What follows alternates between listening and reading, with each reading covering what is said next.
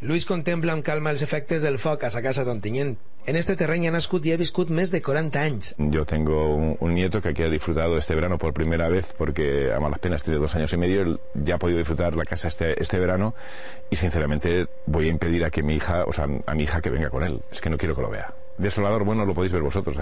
Es simplemente desolador. El foc ha estat a punt de deixar-lo sense res. Simplemente impotencia y desesperación, porque desde lejos y más por la noche te das cuenta cómo las llamas están entrando en tu casa y no puedes hacer nada para poderlo evitar. Només a uns metres trobem a Jesús. Ell va ser qui va avisar els veïns que dormien quan el foc avançava sense control. Realment vas temblar. Vas temblar perquè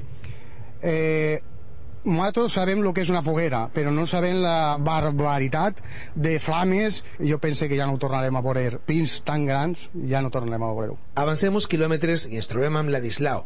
Ara tornes a casa de Bocairent. Va lluitar tota la nit contra les flames sense saber si ho arrasarien tot. Impotència, que diuen. ¿Qué tienes que hacer? Pues las únicas personas que pueden apagar son les brigades. Luchar és arriesgat perquè te pot costar la vida. Imatge repetida també, la que va viure Joan Antoni. 10 minuts va tardar. En 10 minuts se van tindre que anar corrent i veien les flames, clar. El meu fill i jo pues, anàvem per la carretereta esta i jo li vaig dir, mira Jaume, a veurem què passa. Avui el que era un gran pulmó verd s'ha convertit en un desert de cendra. Sentiments enfrontats per la gran pèrdua natural, però alegria per poder contar-ho. Tardó 30 minuts.